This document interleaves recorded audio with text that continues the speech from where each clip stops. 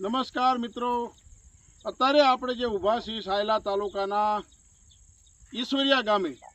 તમે જુઓ, અમે આજ સવારથી પ્રવાસ શરૂ કર્યો છે. આખી ટીમ, એમાં અમારા આમ આદમી પાર્ટીના જિલ્લા પ્રમુખ રમેશભાઈ મેર અને અમે આખી જિલ્લાની અંદર, સુરેન્દ્રનગર જિલ્લાની અંદર અમારી આખી ટીમ ફરે છે. વાડીએ વાડીએ જઈ અને ખેડૂતોની શું વ્યથા છે એ વાડીએ વાડીએ જઈને જાણે છે.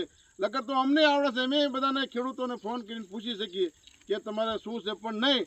અમે ખેડૂત છીએ, ખેડૂતના દીકરા છીએ, એટલે અમને ખબર છે કે ખેડૂતની ખેતી શું હોય. રાત દિવસ કાળે મજૂરી કરી અને જ્યારે આ નાના બાળકને ઉછેરે, એમાં મોલ ઉછેરતા હોય છે, ત્યારે આ જો બળી ગયું હોય, આ નજરની સામે જો પાક નિષ્ફળ જતો હોય, અને આ ડબલ એન્જિનની સરકાર, સરપંચથી માંડીને સંસદ સુધી આંધળે બેરી અને મૂંજી સરકાર કોઈનું સાંભળવા તૈયાર નથી, એમને કોઈની પડે નથી.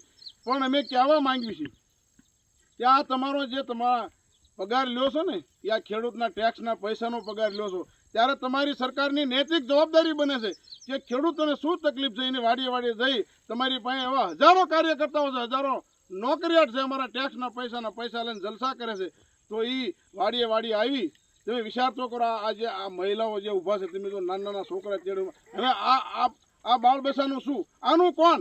આમની ખેડૂતની એક જ વ્યથા છે કે અમારું કોણ, અમારો વાંક શું કે તમે અમારું જ્યારે મત લેવા હોય ત્યારે વાડીએ વાડીએ ગમે ત્યાંથી ગોતી લે છે. સગનભાઈ ક્યાં છે, મગનભાઈ ક્યાં છે, કેટલા મત છે, એને ટાર્ગેટ આપવામાં આવે છે. તો તમારા અત્યારે મિસકોલિયા પાના પ્રમુખ ક્યાં જાય, એને કામગીરી સોંપો અને એક એક વાડીએ ખેડૂતો જઈને એની વ્યથા સાંભળીને પાકની જે નુકસાની છે ખરેખર એ સર્વે કરવામાં. જો તમે સર્વે કરવામાં કાંઈ પણ ગલાતલા કર્યા ને, તો અમે આમ આદમી પાર્ટીની ટીમ ગુજરાતના ખેડૂતો સાથે છીએ, સુરેન્દ્રનગર જિલ્લાની ટીમ આખી સાથે છીએ, અને અમે ફોર્મ ભરવાના છીએ. ખેડૂતોને જાગૃત કરી ફોટા પડીને તમારા ગ્રાઉન્ડની અંદર ધામા નાખ્યું, ઉતારા ભરીને બૈરા છોકરા માલ સાથે લઈ અને ધરણાનો કાર્યક્રમ કરવાની તમામ જવાબદારી સરકારની રહેશે, એટલું યાદ રાખજો.